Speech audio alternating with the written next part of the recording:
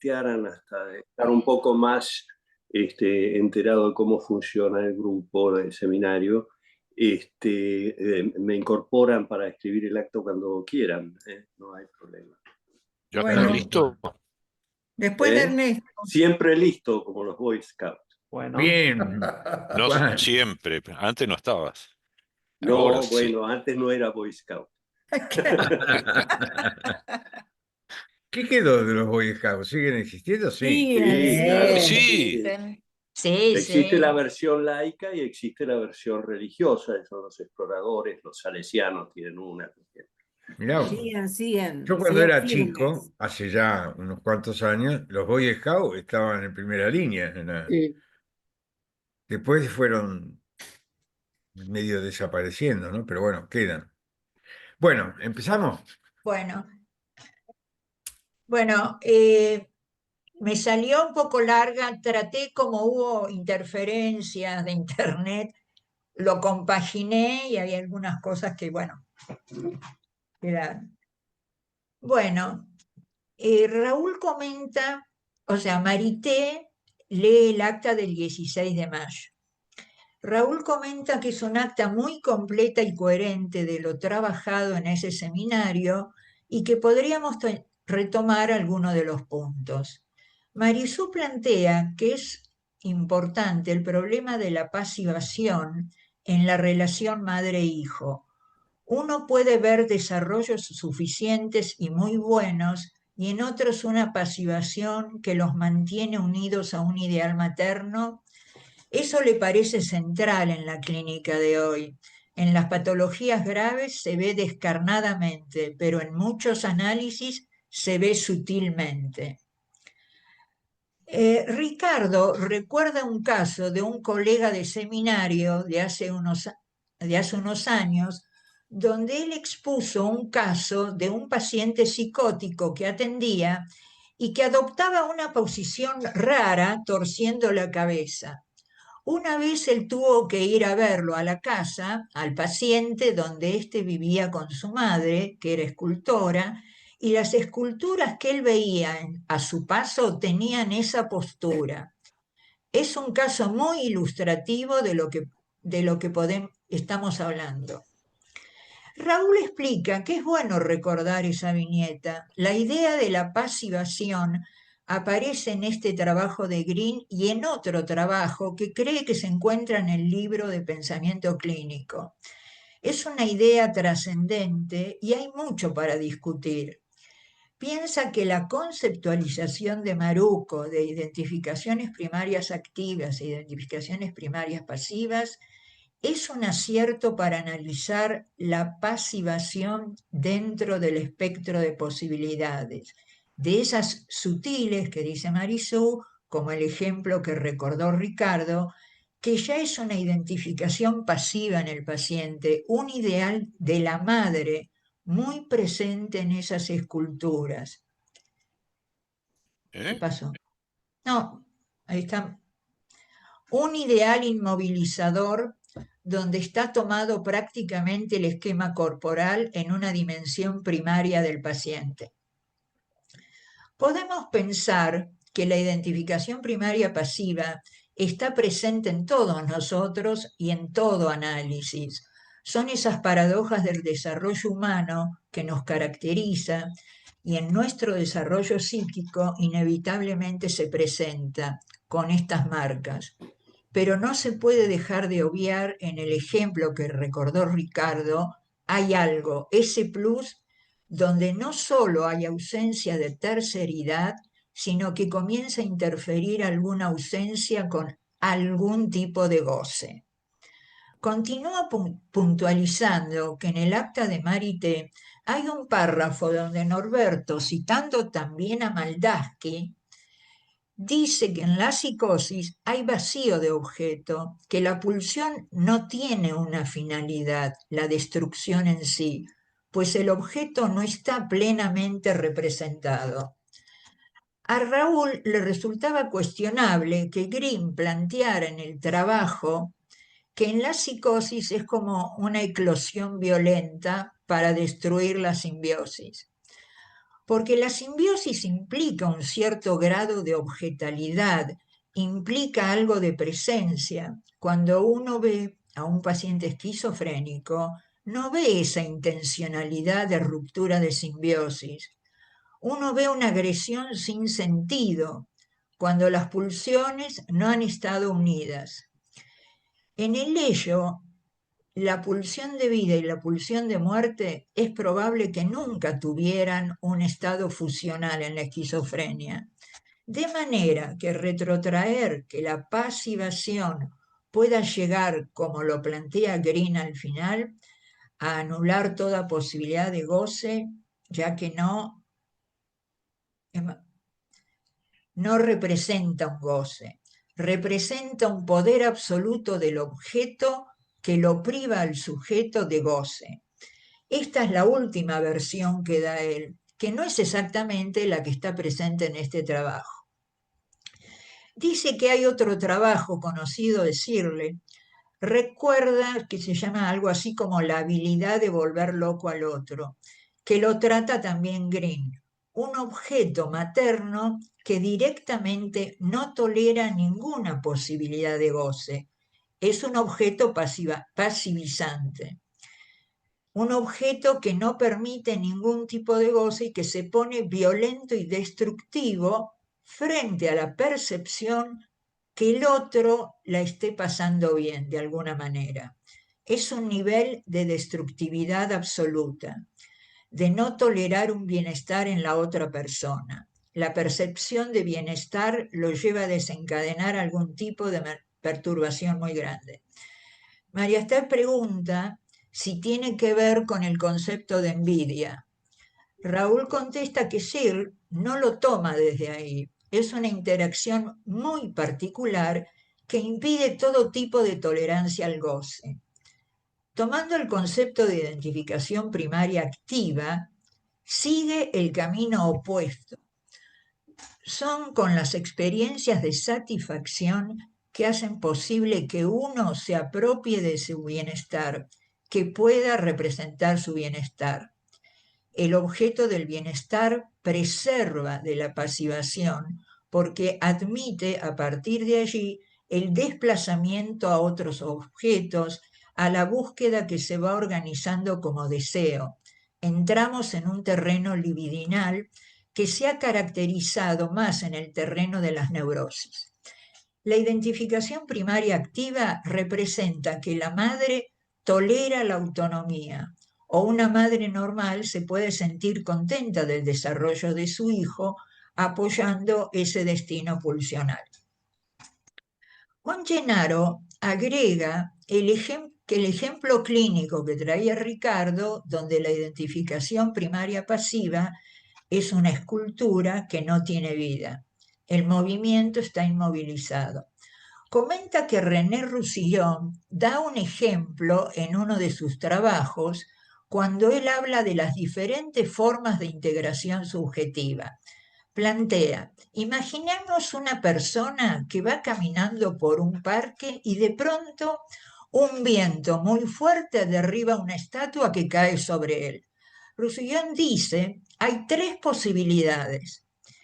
La primera, el hombre queda lastimado, pero él puede representar y evocar este episodio como un accidente. Puede transformarse fácilmente en un relato, me pasó esto. Eso es un drama. Él plantea las teorías del trauma. Hay una segunda posibilidad, que cuando cae la estatua, él se da cuenta que la cara de la estatua es similar a la de él. Roussillon dice que aquí se trata de una situación que se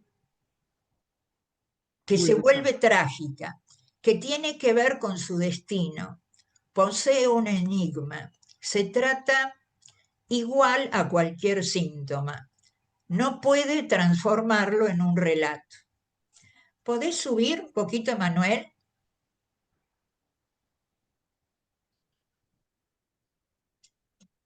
Y Roussillon, Roussillon dice. Y Roussillon dice que hay una tercera, gracias, que hay una tercera posibilidad. La estatua cae sobre el individuo y su cara se fusiona con la estatua y solo puede aparecer la mano del hombre moviéndose como pidiendo ayuda. Esto ya es una situación patética, en la que ya no hay diferenciación ni posibilidad de trabajo psíquico, imposible de quedar representado. Este grado final es de pasivación. Pasa a ser la nada, pasa a ser la estatua de mármol. Se trata de los niveles de integración subjetiva de un suceso traumático. También dice Juan, también lo podemos referir como la primera integración subjetiva del nacimiento psíquico con el vínculo primario. Raúl dice que, bueno, que en su momento algunos lo hemos leído en el libro Paradojas y situaciones fronterizas del psicoanálisis. Ahí se interrumpe la conexión de Raúl. Así que, bueno, continúa Marisú, que plantea que Freud escribe sobre la fuerza, incluso violencia de la madre preedípica, pero lo refiere al desarrollo libidinal femenino. Obviamente, él detecta la enorme importancia del vínculo con la madre preedípica, pero no lo toma como una característica del psiquismo. Marisú piensa en un paciente que dice: entiendo todo, pero no puedo nada, porque está la prohibición de la autonomía, está atrapado en ese vínculo preedípico. ¿Podés subir? Gracias. Raúl dice que es importante la fuerza del vínculo preedípico que plantea Freud y que trata de pensar la posición que trae Green. Hay como casi un aferramiento del bebé a la madre que es intenso. Se puede pensar como la pasión del ello. Green tiene una concepción así que sin duda hay una acción materna que es determinante. Pero ¿qué es lo que determina que el ello pueda tomar como objeto a la estatua que inmoviliza, pero detrás está actuando la pulsión? El valor de este artículo es que Green plantea despegar al ello de esas marcas del objeto primario, que son marcas de simbolización muy básicas o prácticamente a veces inexistentes. Es complejo, pues la pasión está sosteniendo esa ligadura. De manera que el artículo tiene el valor de poner en la clínica una especie de advertencia. Miren que en la medida que existe el ello, este hecho se puede dirigir y fijar a ciertas representaciones de uno confundidas con el objeto. Y se puede, sin llegar a ese extremo dentro de la neurosis, a fijarse en ciertos rasgos de carácter que acompañan a la neurosis, fijarse a sistemas defensivos sin estar en el terreno patología grave. Pensar en estructuras antieróticas, paradojalmente antieróticas como pueden ser en la neurosis obsesiva. Ahí está interviniendo esa energía que es tan difícil de desligar. Lo difícil es el proceso de desligadura. Quiere hacer hincapié en la idea de la fuerza teoría económica. Esto tiene que ver con la repetición y el encierro. En los momentos de desapego del bebé con su madre se pueden ver crisis de intensa angustia, que dependen de la madre también, no solo del bebé. Green hace el corte con Laplanche, que plantea todo depende de la seducción materna. Green expone, hay algo del ello del bebé que originalmente participa de todo. Niset dice que para Winnicott no hay un bebé, porque en realidad es un bebé con una madre, pues en el principio de la vida el bebé está fusionado. Mucho depende de la cantidad y cualidad de ese comienzo de la vida para la inscripción en el niño y su capacidad de transformar esa pasivación en identificaciones activas. es inevitable estar a merced de quien nos cría o quien nos permite enlazarnos a la vida. Eso que se dice, hacen falta buenas raíces para poder volar, esas raíces que son las marcas como sujetos. Sigue Niset. Todo ocurre como si en el orden del mundo nadie se rebelara si todo es caos. Al caos responde el caos de la destrucción. Winnicott dice que si venimos y encontramos excesiva seducción de la función materna, es muy difícil zafar y tener identificaciones activas que ayuden a salir de esa pasivación originaria. Después hay distintas participaciones. Raúl plantea que se necesita de las transicionalidades del espacio para observar si la actividad representacional pasa a ser un destino de la pulsión. Stella agrega que el objeto transicional pertenece en parte a la madre y en parte al hijo. Puede ser investido como objeto de la madre o como objeto propio. María Esther agrega el concepto del tiempo, del ritmo que plantea Freud en ese proceso creado encontrado del niño con la madre. Cristina Griffa habla del lenguaje propio entre la madre y el hijo, que mantienen hasta la entrada al colegio y tienen problemas con el lenguaje, con la socialización. Niños que han estado con la madre y no con el padre. Francisco habla de las enfermedades psicosomáticas. Lo hizo pensar en la mano que surge debajo de la estatua, como la expresión en el cuerpo de un pedido de ayuda, del goce de la madre, de esa díada que no se pudo separar. Raúl menciona que todo lo que estamos trabajando en el acta está muy bien señalado.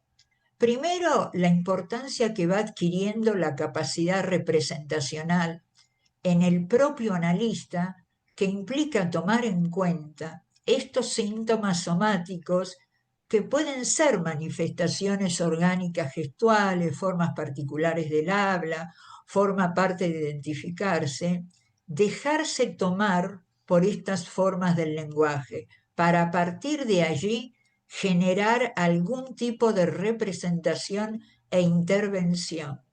Y esto es lo que insiste tanto Maruco a partir del artículo de Green del 74, el analista, la simbolización y la ausencia. Perdón, me perdí, a ver. El analista de la Sí, acá está, simbolización la y la ausencia en simbolización el y la encuadre ausencia. analítico. Gracias. Empieza a marcar... Está bien, está bien. No, empieza a marcar todo un terreno diferencial. Bueno, muchos de estos temas están en Winnicott, incluso en Freud. El problema es que al estar dispersos quedaban como cuestiones de autores. Lo que hizo Green con su personalidad y capacidad expositiva fue delinear un campo de investigación muy fuerte y lograr que se universalice. Desde esta exposición nace la expresión de la representación o la simbolización. Desde la representación de cosas, la palabra, diría Freud, al pensamiento, a la abstracción, y detrás de estas marcas está el impacto del objeto primario. Parece que hoy hay una coincidencia de los autores, Burrus y Jung. El cambio de paradigma lo inicia Winnicott.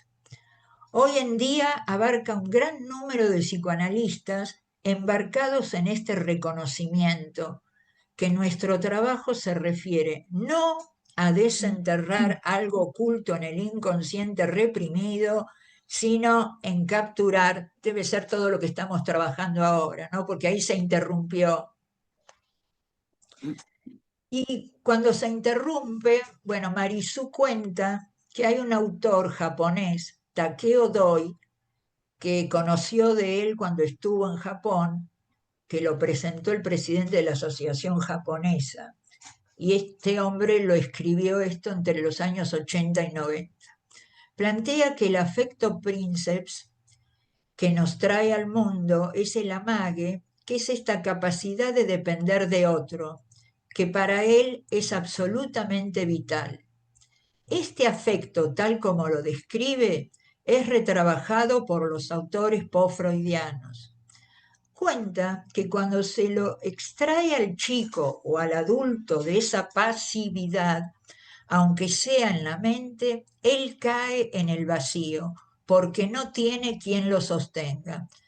Entonces, la erupción de la enfermedad sería la imposibilidad de hacer un duelo por ese objeto que tiene que ser vivido de otra manera, vivido en el cuerpo de algún modo, como este objeto desplazado sobre objetos posteriores, el cónyuge, el maestro.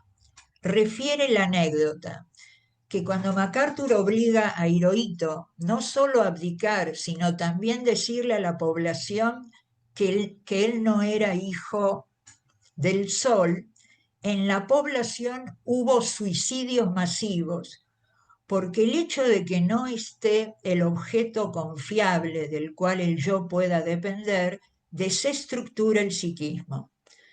Nosotros como analistas también estamos trabajando con un material que es peligroso. Estamos en tren de lograr una individuación.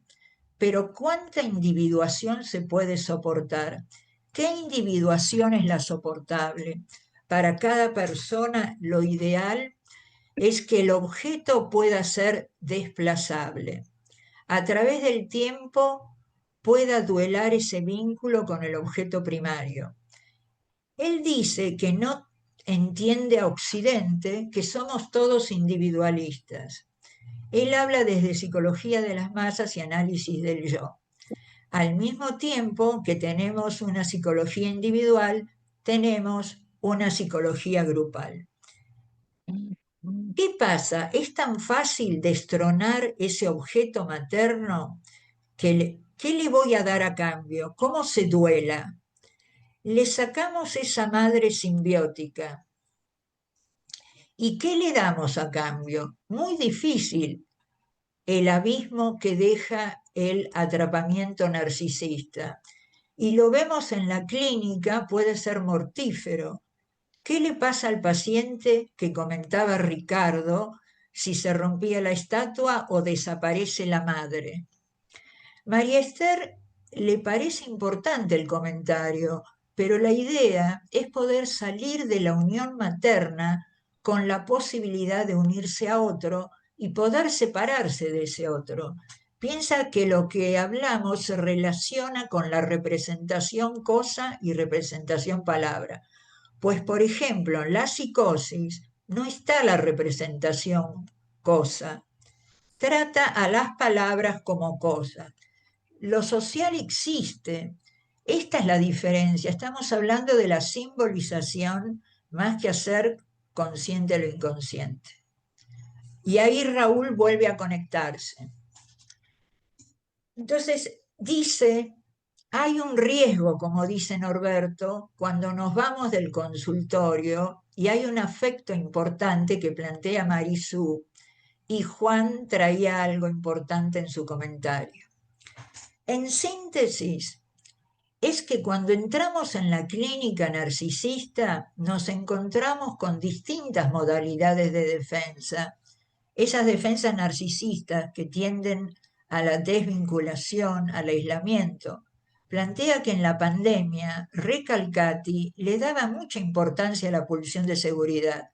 Esta pulsión está en Freud como una organización del narcisismo muy particular, entre una oscilación extrema del aislamiento del objeto o la defensa, para que esta defensa no ocurra.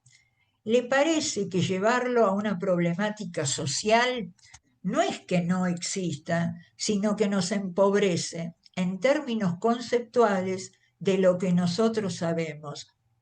Como analistas adhiere a Norberto, que plantea tener recaudos, cómo investigamos y por qué camino investigamos. El psicoanálisis tiene hoy un terreno muy desarrollado por todas las escuelas, que justamente alude a esta temática del grado de dependencia e independencia que se puede lograr. Y en ese sentido, Roussillon, no sabe si citando a Winnicott, es en realidad que muestra la posibilidad de aproximación hasta la fusión con el objeto, aún en el terreno de la neurosis. Obliga permanentemente a procesos de diferenciación. La idea es que en el psiquismo no importa cuánto análisis tenemos, si estamos dentro de la neurosis, si llegamos a cierto ideal de salud mental. No podemos dejar de trabajar el proceso de diferenciación. Lo tenemos que trabajar siempre y lo estamos trabajando siempre. Por eso cada uno de nosotros tenemos nuestras propias ideas y otros generan otras ideas. El otro punto que toma Raúl es lo que tiende al reconocimiento del otro. No, perdón, me salteé, perdón. Sí. El otro punto que toma es la vivencia de satisfacción de Freud. En López Ballesteros dice que la vivencia de satisfacción es la base de toda comunicación humana, que traduce el efecto de la vivencia de satisfacción. ¿Y qué quiere decir comunicación? En vez de decir que es la base de toda ética o moral humana. La moral es la posibilidad de identificarse con la necesidad del otro y la actitud de querer asistir al bebé. Y esa actitud tiene que estar del lado de la madre, su accionar. Lo que resta, lo que genera como parte de esa identificación primaria activa, es cierta optación a la comunicación. Eso es lo que le parece muy importante.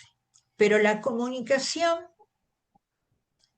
es lo que tiende al reconocimiento del otro, hasta llegar al ideal filosófico y ético del otro, como alteridad absoluta, reconocerlo, aceptarlo en todas sus dimensiones. Ahí es donde se complican las cuestiones, porque la realidad es que la ética no puede sobreponerse a la problemática pulsional. Si uno lee la filosofía abogando por los altos valores humanos, abogando contra la violencia, pero el mundo pulsional no se puede adaptar a lo que leemos o estudiamos. Por eso el psicoanálisis es único en este sentido, que busca esta exploración del terreno pulsional, no del terreno de no solo del terreno de los ideales. Y ahí es donde se complica mucho. Ideales de cómo debería ser a nivel social. Se complica porque cómo debería ser a nivel social, pero la correspondencia pulsional va por otro camino.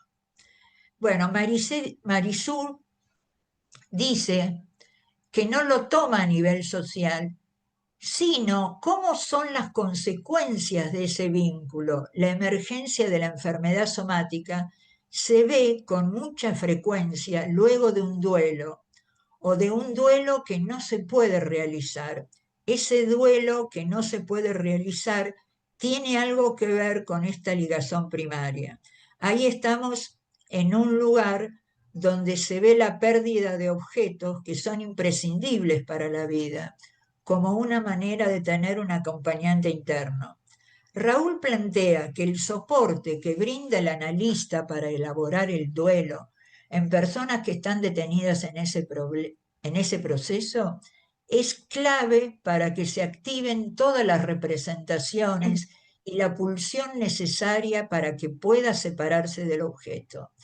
Si uno traslada esto a una problemática muy universal, se puede transformar en objeto de estudio de perspectivas que nos van sacando de esta conocida trama que tenemos tanta experiencia.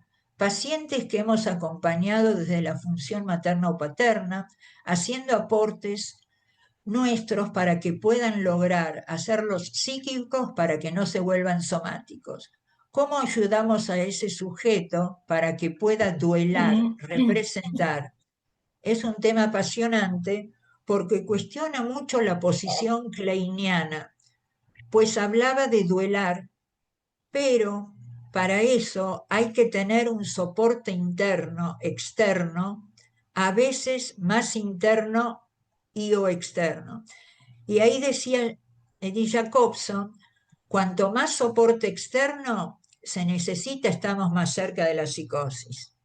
Bueno, seguimos con Bush. Muy bien, María Esther. Sí, un Bien. poco larga, porque Sí. la verdad quería seguir, pero tenía ya poco tiempo, ¿no? Bueno, dale, Raúl, que vos estuviste, ¿qué te parecen? Me Juan. permiten No, un excelente. último agregado. No hay que olvidar, ahí se hablaba de Klein, pero no, no es cierto que lo que estamos hablando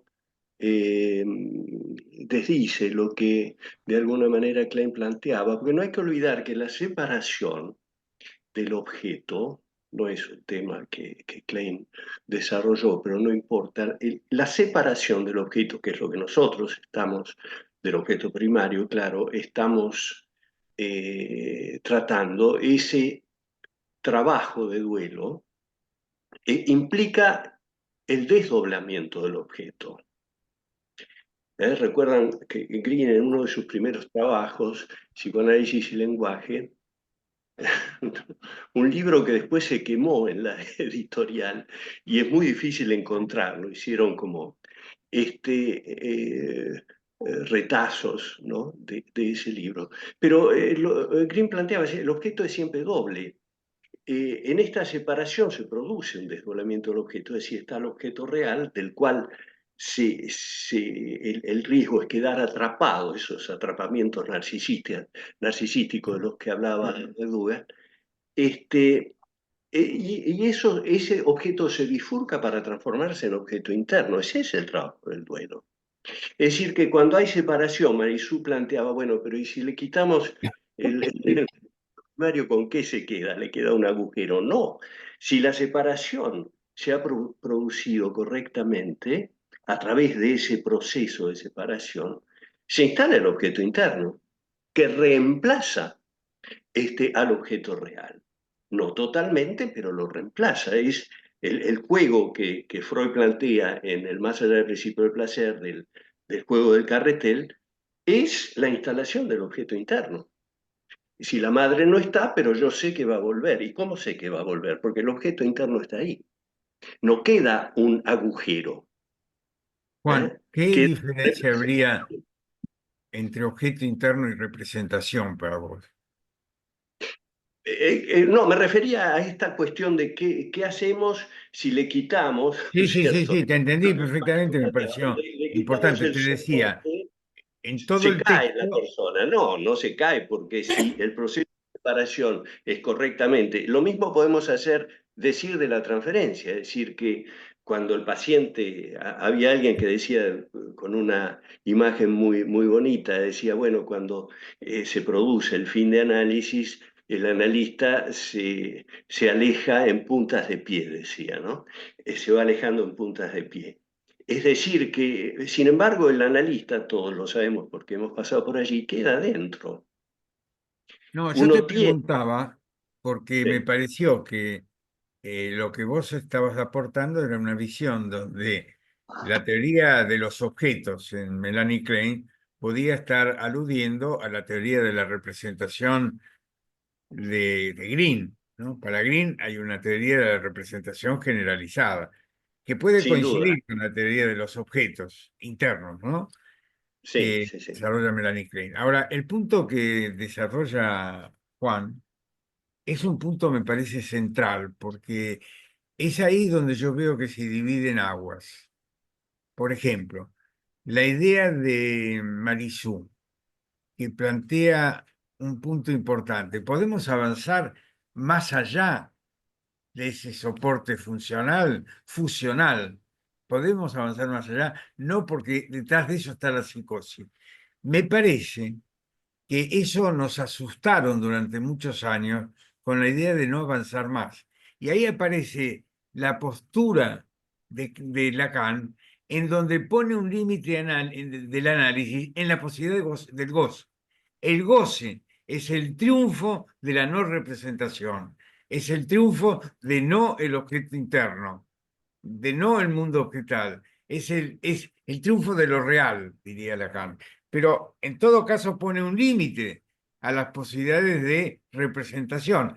Hay algo no representable que nunca se va a representar. Esta idea es interesante porque Lacan con esto pone al analista a cubierto de responsabilidades. Si yo no avanzo más, es porque el paciente tiene una adhesión al goce que determina su vida.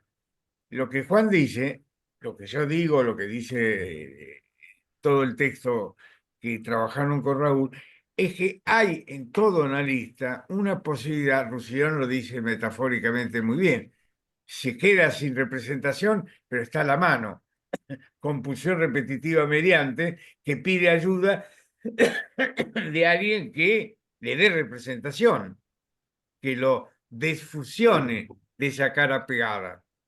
¿Se entiende lo que quiero apuntar? O sea, en el Perfectamente. trabajo que estamos haciendo tenemos que encontrar cosas comunes y cosas que nos diferencian. Yo creo que Lacan pone un límite, me parece a mí, pone un límite para tranquilidad de los analistas. Si yo no avanzo más en el análisis es porque la fijación al goce es imposible de modificar. Lo que podemos hacer es acotar un poco el goce. Esto fue tomado por otros analistas, ¿no? No solo por Lacan. Pero digo, es interesante para ver el nivel en que estamos trabajando nosotros, con Green, vamos a ver ahora con Fred Bush, que van a tratar de entender lo que está más allá de la representación, lo que está en el predipo que borró Lacan, por ejemplo, ¿no?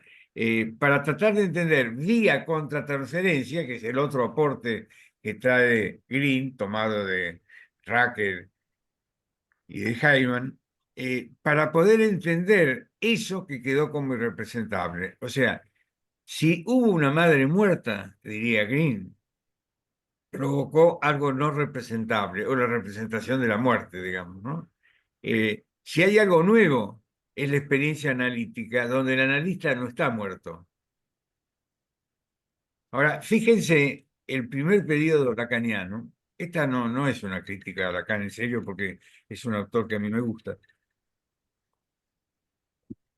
Pero se equivoca, porque cuando él en un primer momento se queda atrapado en el significante, se queda atrapado en algo fácil. ¿Cómo nos va a ser fácil el sueño de Signorelli? Es apasionante. Es una palabra, otra, otra, otra, otra. Pero lo que está por debajo es la fusión con la madre, es el preedipo, es el momento en que la madre implanta, como diría Laplanche, todos los significantes enigmáticos en el hijo, significantes enigmáticos eróticos y significantes enigmáticos tanáticos. Entonces, lo que yo digo, Lacan llega hasta ahí, y cuando llega hasta ahí dice goce, dice muchas veces goce, pero dice goce como límite. Lo que en Freud era pulsión de muerte como límite, y dice después, espero que los analistas posteriores aumenten, desarrollen el problema de la pulsión de muerte. Se tapa la pulsión de muerte y lo que aparece es el goce. Bueno, pero sigamos, Raúl, porque yo no estuve, el acta me pareció muy interesante. No, Uy, totalmente de acuerdo con lo que se discute. Eh, la verdad que me quedé pensando en una frase que siempre me queda un poco como enigmática, que es de Botella, ¿no? Cuando Botella insiste en decir adentro y también afuera, para Únicamente marcar adentro y también justamente, afuera. ¿perdón? Únicamente adentro y también afuera. Claro, claro, como para acentuar justamente el valor que tiene esa pulsión seguramente que busca encontrar el objeto adecuado. Es decir, Claro, ahora, el problema que yo veía en esta problemática que planteó Marisú desde el punto de vista del autor japonés, ese es el problema de cuando uno quiere como relacionar, digamos, todo lo social. Y el autor japonés dice algo así como que, bueno, si estamos viendo en el terreno social la pulsión de seguridad por todos lados, no hay salvación en el individualismo. Por lo tanto, hay que pensar de vuelta en que se deberían hacer con una disposición que tenemos que privilegiar a la dependencia. Pero esto es relativo porque el problema no es me parece a mí el problema de vivir encerrado en el narcisismo, sino que el problema está en cómo representan los sujetos, cómo representan ese objeto materno que les permite tener un grado, nos permite tener un grado de autonomía, pero al mismo tiempo reconocer al otro, que es lo que decía Juan. Tengo que tener representado a mi madre y reconozco a mi madre como objeto exterior. Cuando ella no está, me quedo con el objeto interno. Una dinámica espectacular. Y a partir de ahí está la comunicación. Yo creo que cuando yo hablaba de que la comunicación nace en la experiencia de satisfacción, es un principio, si uno ve la experiencia de satisfacción como comunicación, es darle un sentido sublimatorio ya a la pulsión. Es una comunicación, el bebé me llama porque tengo que cambiarlo, es un sistema comunicacional, pero ya está atribuyéndole al bebé la capacidad de emitir un mensaje de comunicación, la madre. Entonces ahí aparece la posibilidad de la representación de independencia. Si la madre no cumple con esto y el exceso pulsional provoca una hiperestimulación sexual, como vos recordabas bien, Norberto, caemos en el terreno de la planche, donde el sujeto no tiene ello. ¿No? Pero me parece interesantísimo este punto. Yo estoy totalmente de acuerdo y el ejemplo de Rusirión y lo que comentó Juan es clave también, ¿no?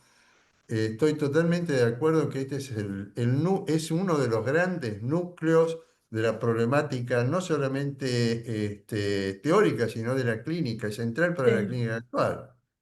Claro, porque esto nos lleva, me parece, a un terreno importante que ya lo incluye a Fred Bush, a muchos otros analistas, que es curiosamente el concepto de regresión.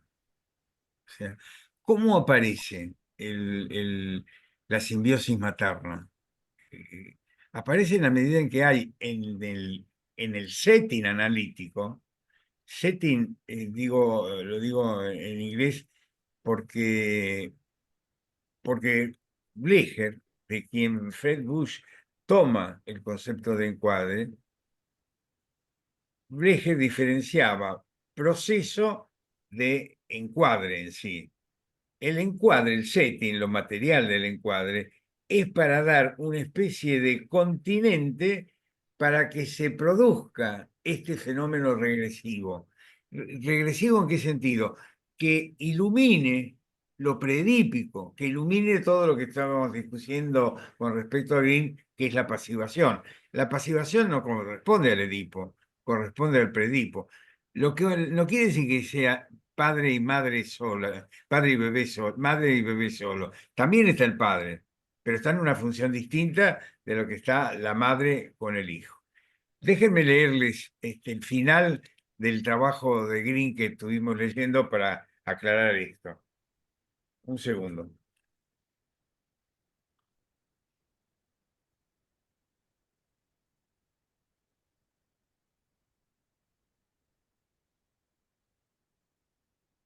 Es en la página ¿Qué página es? 268.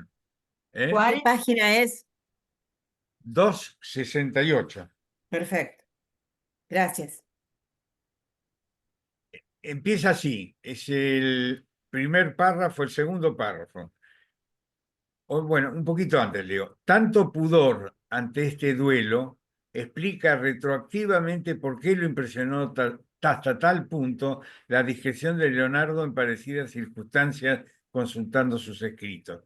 Repudio de la pasión por la madre, destrucción del complejo de Edipo, del mater complex, No lo hago sonar aquí las trompetas de la modernidad del psicoanálisis. No reprimo al padre para hacer que la madre regrese a la superficie. No creo útil reemplazar al padre de la horda por la gran diosa madre. Me pregunto solamente por lo que impulsa a los analistas a esta perpetua querella por la precedencia. La pasión por el padre no es secundaria en los dos sentidos del término, es diferente. Hay diferencia de las pasiones como hay diferencia de los sexos. Si en este trabajo he puesto cuidado en destacar los lazos entre pasión y locura erótica, y si he buscado las matrices de una y otra en la relación madre-hijo, no he olvidado que sin la pasión entre hombre y mujer, la pasión entre madre e hijo estará siempre amenazada de ibris por la falta de una mediación que tendrá graves consecuencias sobre el descubrimiento del otro en tanto otro. Las mayúsculas aquí son superfluas. El destino de la pasión, el que afectará al otro con una mayúscula, es la locura erótica. En la psicosis también, pero esta vez afectado de una perspectiva negativa. A ver, no sé si les queda claro qué bien termina Green este trabajo, ¿no? No es las trompetas de la madre, del mater complex, es habilitar la idea de que no dejemos de entender esto es donde surge el campo de las representaciones y el campo de la riqueza representacional. Porque yo digo, ¿qué es el análisis sino un aumento de la capacidad representativa para Green, ¿no? ¿Y cómo se llega al aumento de la capacidad representativa? A través de poder analizar esto que quedó oculto por Lacan, a través del complejo de Edipo como complejo nuclear de las neurosis, o como Freud mismo, ¿no? Entonces, lo que yo digo en esto es que aparece un concepto que, fíjese qué interesante, en Lacan prácticamente está borrado, porque Lacan borra, en cierto modo, la temporalidad. Digo Lacan, me refiero en ese punto justo a Lacan, porque yo creo que Lacan en APA ha invadido la sociedad, aunque no la estudien, pero está invadida. Todos hablamos de significante, todos hablamos de goce, todos hablamos de la terminología lacaniana que se nos ha, de alguna manera, impuesto. No como diversidad de lenguas, sino como lengua única, la lacaniana. Entonces, cuando Lacan plantea, yo les decía, el significante, plantea un juego de palabras en la cual todos podemos decir que fácil es el psicoanálisis, es saber escuchar el significante y traducir el significante por otro significante, que ese es lo que representa para el sujeto el otro significante. Pero a lo que yo apunto es que, ¿cómo explicaría la teoría lacaniana, por ejemplo, y no quiero detenerme en esto porque tendríamos 30 seminarios para entender, ¿cómo explicaría Lacan esta madre que mata a su marido y a sus hijos? Que no es el primer caso, ¿no? Es desde el oficial, nunca me acuerdo el nombre porque lo que quiero olvidar, mata el oficial nazi que mata a sus hijos, los envenena, porque Himmler. dice, exacto. Goebbels. Himmler. Goebbels. Era Goebbels. Goebbels. Goebbels. Goebbels. Ah, Goebbels, tienen Goebbels. razón. Que la Sí. mujer, cuando va a cae Hitler, dice, los mato porque no podían vivir en un país que no estuviera gobernado por Hitler. Y le da a cada uno 6 hijos una pastillita de cianuro mientras duermen. Se las pone en la boca y los mata. Bueno, ¿cómo se explica todo eso si no es a través de la pulsión destructiva, no representada? Es un lenguaje, hagamos un pase abrupto a Fred Bush, es un lenguaje de acción. O sea, las palabras que dice ella no son palabras, son actos, son acciones. Es un asesinato. Mata a sus 6 hijos y se mata a ella. Entonces yo digo, nosotros, volvamos a Bush, lo primero que va a decir Bush es que cómo llegamos a este problema de la pacivización. llegamos a través de escuchar en el paciente el lenguaje de acción, el lenguaje acto. ¿Dónde lo toma?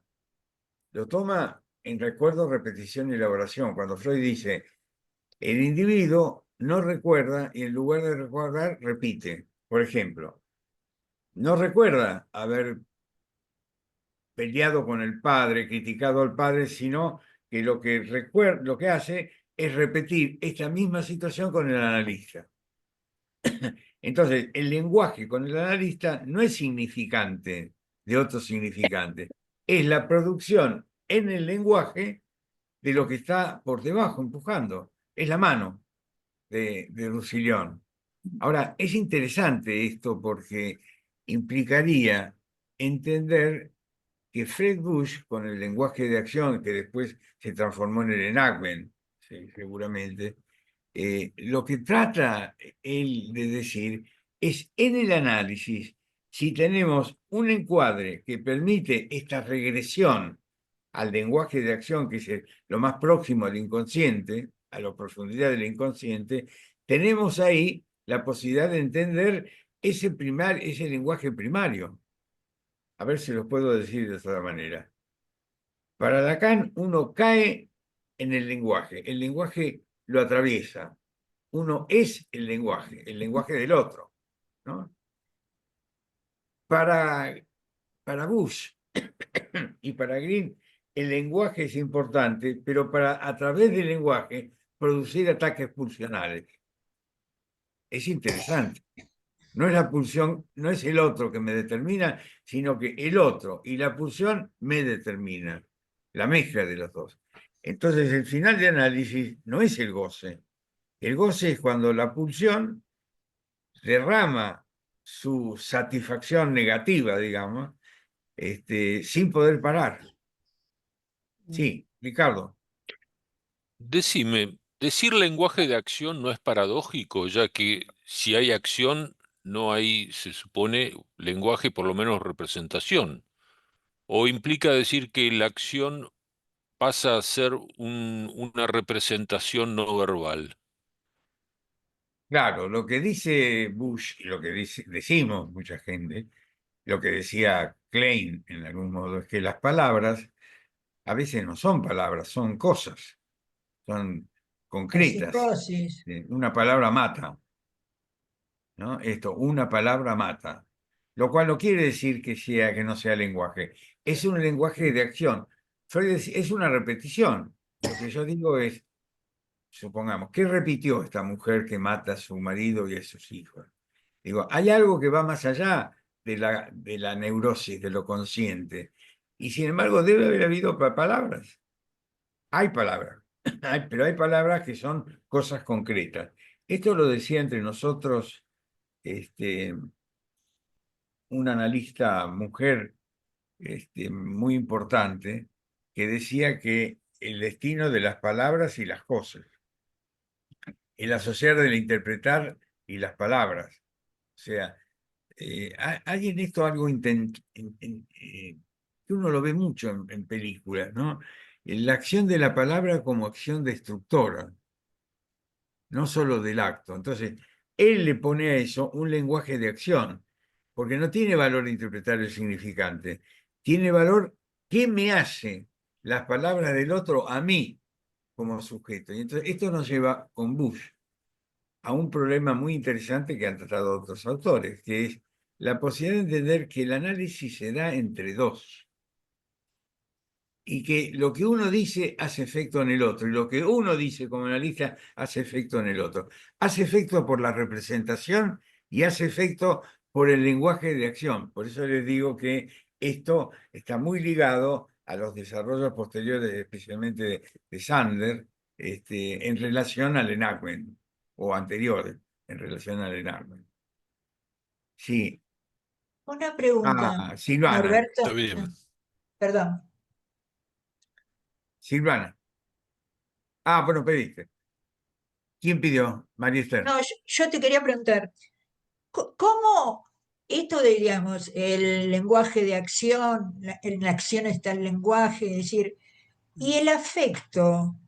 Porque yo digamos, la representación y el afecto. Porque yo creo que el afecto es el que tiene el peso. O sea, vos podés decir una palabra o la misma palabra y depende qué afecto, es como una intencionalidad diferente. Por eso digo, o sea, la acción, vos decís la acción, pero la acción Es es decir, la el palabra. afecto puede estar desvinculado del objeto. En Francia acaban de condenar a un médico, Exacto. un espanto, que ha violado como 300 chicos a lo largo de toda su carrera. Una cosa horrorosa. Y en el juicio lo que se veía es la total, incluso él tenía un carnet, una especie de bitácora de sus tropelías, en las que comentaba, como lo hacía el Eichmann, ¿no? Si comentaba, llevaba la cuenta contable de todas sus salvajadas, con lujo de detalles y demás, pero sin afecto, Se cortó. ¿no? Como si fuera contar tornillos, digamos, ¿no? Es decir, eh, una cosa terrible, eh, en el que el objeto es un instrumento, pero no hay identificación a ese objeto eh, como, Cierto. Otro. como un sujeto, lo que llamamos empatía, ¿no? Que no siempre es así, es decir, en los suicidios altruistas, como el de esta mujer, o, ¿no? Es decir, el padre o madre que mata a toda su familia o mata a sus hijos, puede ser un momento muy intensamente afectivo, ¿no? Una gran angustia y una gran desesperación, pero el afecto está desligado de las personas que él mata. Mm. Incluso se invierte el afecto. Los mato porque les hago un bien, Claro, ¿no? Y se invierte la cosa, ¿no? sí.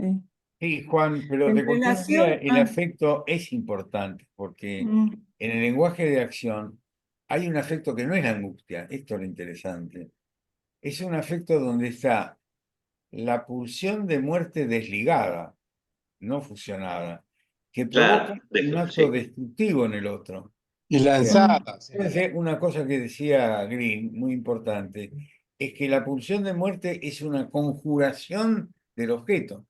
Es tanto mm, la necesidad de mantener esa individualidad narcisista, que se mata al otro para destruir lo otro, ¿no? mm, Esto es lo que le da una entidad, me parece, a la pulsión de muerte en todos estos autores, ¿no? sí. La presencia Yo de quería ese conjuro. comentar un pequeño agregado en relación a lo que están hablando. En la mitología griega, Medea es la que mata a sus hijos Claro. por venganza, o sea, ahí hay un afecto importante, pero no solamente mata a los hijos y al marido o al ex marido que la abandona, sino también a la pareja actual Del del marido. marido.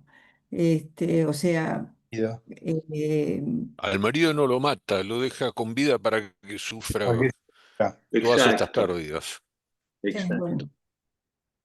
es lo que leí, puede ser otra versión, Ricardo, pero bueno, digamos, es Es como Sófocles. el aporte, el aporte desde la mitología, ¿no? Sí, o sea, lo que quiero decirles es que hasta acá lo que venimos viendo es que Green da un movimiento por el cual dice, el significante es interesante, la sincronía es interesante, pero no nos olvidemos de la historia, la diacronía. Y cuando va a la historia, va a una parte que Freud también tuvo muy en cuenta, que es la temporalidad. La temporalidad es lo que pasó ahora y lo que pasó entonces. Lo que pasó entonces es una conjetura, pero es una conjetura que se representa justamente en la actuación. Para Green, el concepto de repetición, lo mismo que para mí, es central en todo esto. Cuando Freud descubre en el 14 repetición, se olvida del significante. Ya el significante no implica un significante para otro significante para encontrar el sujeto del inconsciente. No, no. Se trata de encontrar el trauma. Este es un concepto importante para pensar. Todos los autores hasta ahora, todos, Green y Bush, dan importancia al trauma, dan importancia central al trauma. Trauma que puede ser sexual y que puede ser no sexual. Por ejemplo, el trauma de la madre muerta no es sexual, es tanático, ¿no? Entonces, digo, volvamos todo esto al análisis clínico. ¿Cómo opera esto en el análisis clínico? ¿Cómo opera? Y hablemos claramente en esto. Yo estoy dando algo que vimos el año pasado, que es el trabajo de Perelberg, de Rosine Perelberg, donde ella analiza a una paciente los 6 primeros meses del COVID en Londres. Y en ese análisis de los primeros meses del COVID en Londres, 5 veces por semana, 5 veces por semana, ella produce y lo muestra clínicamente, tomando el eje transferencia y contratransferencia, analiza la fusión con la madre a través de entender su propia fusión. Y Perelberg no es una analista cualquiera, es antropóloga, presidente de la Sociedad Británica, presidente de la Federación, una tipa muy conocida. Lo que yo quiero decirles es, nosotros tenemos una sesión semanal. Esa es nuestra realidad, más allá de que algunos de nosotros tengamos más sesiones semanales. Pero en general hay una tendencia a una sesión semanal. Producto de la economía de nuestro país, producto de las influencias de algunas teorías psicoanalíticas que no toman en cuenta la temporalidad, el número de sesiones. Ahora, con una sesión semanal, ¿podemos llegar? Esto es lo que pregunto. Porque esto es lo que va a plantear Bush, de alguna manera. ¿Podemos llegar a analizar este mundo preedípico o nos quedamos con el análisis de las asociaciones preconscientes? Ni siquiera hay asociación libre, asociaciones preconscientes. ¿Qué te pasó hoy? ¿Por qué te pasó esto? Ahora, puede ser que funcionemos así durante años o puede ser que no, que de pronto vuelva a aparecer porque en la IPA hay gente, muchas sociedades que trabajan con 3 o 4 sesiones, 5. Entonces, lo que yo digo, estudiemos estos autores y veamos en qué punto nos sirve para entender lo que está pasando en el sujeto y que por ahí pueda poco a poco volver de una sesión del dogma de una sesión, como había un dogma de las 4 sesiones, decían, volver del dogma de una sesión a más sesiones donde uno pueda emplear qué, y acá viene el tema otra vez de Fred Bush, la contratransferencia. Punto central del debate en todo esto. ¿Existe la contratransferencia? ¿Tiene importancia la contratransferencia? ¿Tiene importancia la comunicación de inconsciente a inconsciente? Cuando uno está 5 años, supongamos, ¿no? 10 años, con un paciente 4 veces por semana o 3 veces por semana, eso es inalterable, no pasa nada entre uno y otro. Verlo 4 veces por semana durante 5 o 10 años. No pasa algo que va más allá de lo consciente. Entonces, esa comunicación inconsciente-inconsciente, aceptada por Freud, no aceptada por Lacan, por ejemplo, y otros autores, ¿no será algo que nos puede ayudar a nosotros en el tránsito de la práctica actual? Es una práctica actual de emergencia. Hubo emergencia en el COVID y supimos salir con las pantallas. Ahora, ¿no es una emergencia una sesión semanal? Una emergencia económica. ¿O hay algo en el análisis que prueba que una sesión semanal es mejor análisis que 3? sea, no digo que uno no pueda emplear el método analítico o partes del método analítico en la práctica actual, de una vez por semana. Pero esto no es una modificación del psicoanálisis, no. Yo me pidió IPA hace 10 años, debe ser, sí. Porque yo escribí un trabajo que era metapsicología de la frecuencia de las sesiones. Y me lo pidió IPA, lo tradujo y lo mandó eh, para estudiar los efectos del número de sesiones. Pero no quiero dedicarme a eso ahora. Quiero que presentemos a Fred Bush. Ya vimos, me parece bastante bien, este artículo de Green. El artículo de Norberto, Green, sí. ¿puedo decir una pequeña cosita? Dale, dale, dale. Que se me ocurrió ahora, ¿eh? Vos estabas hablando, voy a retomar dos cosas. Una era la pregunta de Mari sobre el afecto. Acá en el ejemplo que trae Fred Bush, eh, narra toda la temática desde el afecto con un paciente que podía ser indiferente al mismo tiempo que generaba, digamos, como compasión a veces o dolor en el analista, no me acuerdo muy bien, pero bueno, ahí es donde él empieza a hablar de la contratransferencia. Pero lo que yo quería decir es esto. ¿Sabes que me hiciste acordar mucho cuando vos estabas hablando y de la contratransferencia? A un tema de Lacan y el lenguaje, que tiene que ver con la palabra en Lacan, ¿no? Que Lacan en algún momento mencionaba que había una palabra viva, y en otros que era la palabra que le interesaba a él, que probablemente haya sido una palabra que tenía mucho que ver con la acción, por lo que estamos hablando nosotros. Por supuesto. Investida, una palabra investida por el afecto profundamente, como decía María Esther. Pero relacionaba también la excansión con la emergencia de una palabra muerta. Ahora vos mirá qué interesante, porque si uno lo lee a Bush, Bush le dice, no, pero escúchame, cuando aparece la palabra muerta, te está haciendo sentir algo a vos. No cortés la sesión, ahí interviene la contratransferencia, vivate.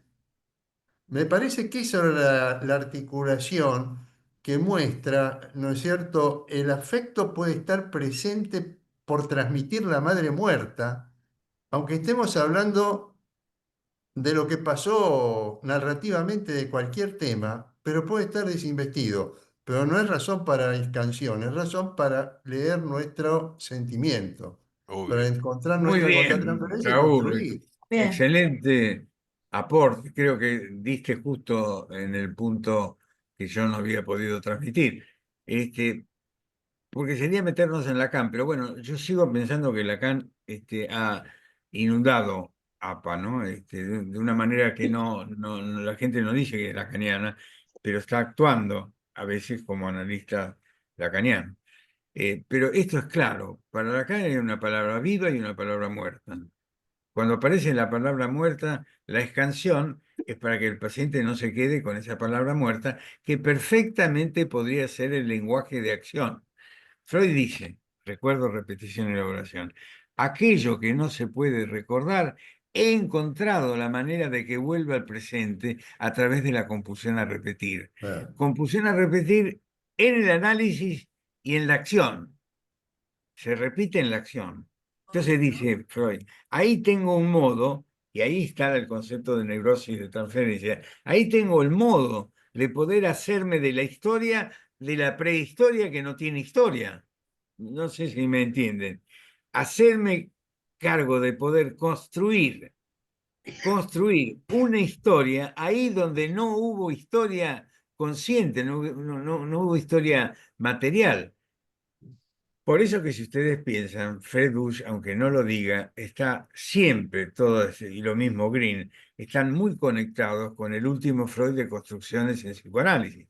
Más que interpretar el significante, construir aquella fusión que hablaba ya Blecher hace tantos años. Pero muy interesante, porque efectivamente se corta Lacan donde empieza Green, podríamos decir, donde empieza Bush. Bush y Green se ocupan de esa palabra muerta. Lacan en la palabra muerte se va, corta, para que solo aparezca la palabra viva. Estaba pensando en algo que aparece acá en el texto de Green, que me parece que resume un poco este final del que están hablando, que es la lógica, estaba poniendo la lógica de la esperanza en Freud cuando habla de interpretar, con la interpretación, encontrar el deseo y cuál es el deseo que se realiza en el sueño, etcétera, frente a la lógica de la desesperación, que tiene que ver con la escisión, con la reacción terapéutica negativa. Entonces, cuando la palabra aparece como palabra muerta, hay algo de lo negativo que se pone en juego, pero ahí, ya lo habíamos hablado en otro seminario, aparecen las dos interpretaciones de la reacción terapéutica negativa. Lo negativo como asociado a la pulsión de muerte, pero también lo negativo, la reacción terapéutica en la oposición. O sea, cuando el paciente se opone a algo como una manera de separarse de la pasivización para lograr una cierta identificación activa, ¿no? No Excelente. querer, ¿no? Eso, que me parece Muy, como muy claro, interesante. muy interesante. No sé si van pescando bien todo este movimiento, ¿no? Estamos Claro, en un plano con estos autores donde está claro que hay una lógica del deseo y una lógica de la muerte, podríamos decir. El análisis tiene que emprender su camino buscando el deseo que en algún momento se realizará, en algún momento, en otro tiempo, en otras circunstancias, pero buscará realizarse. Pero hay que conjurar, de algún modo, esa pulsión de muerte, la pasivización, que tiende a seguir acomodándose para no cambiar. Entonces, esto tiene mucho que ver con la práctica, ¿no? Con nuestra práctica. Mm. Bueno, ¿algo más o empezamos con Fred? Fred es hermano de... No, a ver, iba a decir, hermano de George. No, No, Fred pero es un analista de Boston, este, un analista conocido, bastante representativo de una corriente dentro de Estados Unidos, que no es la corriente del yo, no es la psicología del yo, pero tiene bastantes cosas interesantes.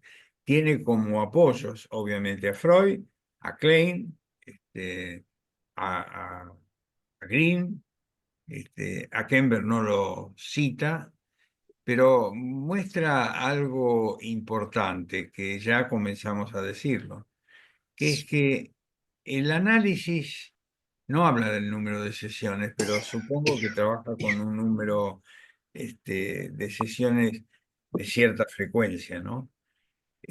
Pero lo que él trata claramente es que él en su experiencia, y cita a autores desde Blecher en adelante, cita a otro, a Fracker también, eh, que en el análisis se da en un momento dado que el lenguaje hace sentir cosas. Entonces ya el lenguaje no es un lenguaje que toca al preconsciente, sino toca los afectos del analista, ¿no? Que cuando él dice, bueno, yo estoy analizando y de pronto me encuentro distraído pensando en otra cosa. En vez de tomar eso como una sanción superyoica psicoanalítica, es decir, qué mal que estuve, fallé, él trata de entender por qué uno se distrajo. No tendrá ninguna acción lo que el paciente habla. ¿por qué uno se distrajo o por qué uno asoció con tal cosa que aparentemente no tiene nada que ver con lo que trae el Sí, sí, paciente? uno lo toma como una distracción, ¿no? Ella me está hablando de pollos y yo sueño con gallinas, o pienso en gallinas.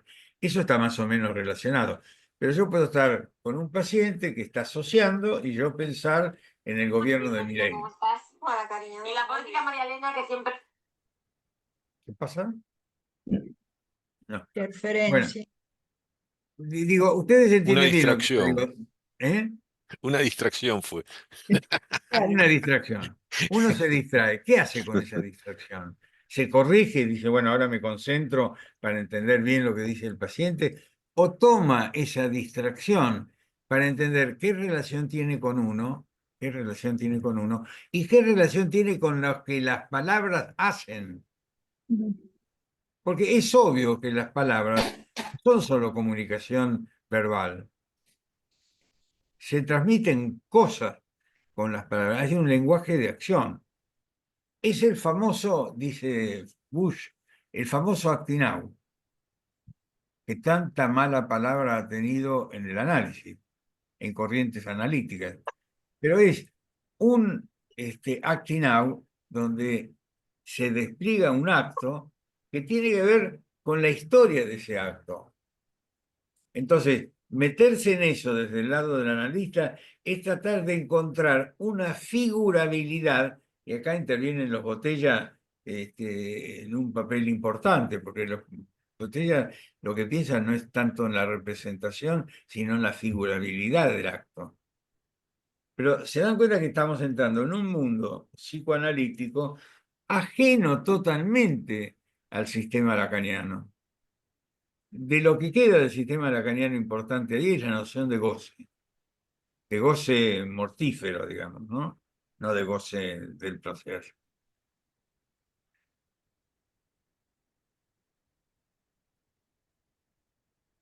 Vamos a pensarlo también desde Fidias, ¿no? El tema de la irrupción del letargo en el análisis. Exacto, exacto, exacto. Bueno, vos lo podés saber, Francisco. A Fidias no se le dio el lugar importante que tiene, porque un poco lo tomaban como algo gracioso, se dormía, tenía sueño. No, el letargo es algo que hacían las palabras del paciente. Exactamente. Y de ahí él encontraba algo para responder. Bueno, fue el momento en que Fidias fue desarrollando todo eso, fue el momento en que el lacanismo empezó a entrar en APA, desvirtuando todo el concepto de contratransferencia. Miren, esto ya se los dije, pero lo digo y terminamos. Freud es una de las cosas que yo le critico mucho a Freud, fue en el amor de transferencia. En el amor de transferencia, él dice que cuando un analista, el problema del amor de transferencia, dice él, es un problema del analista. De ahí Lacan toma la idea de que la contratransferencia erótica es una resistencia del analista. Pero él dice, cuando aparece la contratransferencia erótica en el analista tiene que sofrenarlo. Miren la palabra que usa, sofrenarlo. O sea, no es reprimirlo, no, es como los caballos, tirar así para que no aparezca. Y no habla en ningún momento de que ese es el momento para que el analista se analice. No sofrenar, sino analizar para que esa pulsión erótica tenga otro camino sublimatorio que es la investigación, que es querer conocer cómo fue el Edipo de la paciente. Porque si uno lo reprime o lo sofrena, el Edipo no cambia en la paciente. Es el mismo que vuelve a repetir sin ningún cambio posible. Pero entonces, transformar lo erótico en investigación, en pulsión epistemofílica, es una cosa que yo le critico a Freud. De ahí Lacan toma el concepto de contratransferencia como resistencia del analista. Pero entiende que todo esto tiene que ver con lo más profundo del Edipo y con lo más profundo del pre-Edipo, para poner esas palabras, ¿no? El lazo con la madre y el padre de los primeros momentos. Bueno, nos vemos el viernes. Al Un viernes. abrazo. Buen fin de. Igualmente. Gracias, buen fin de.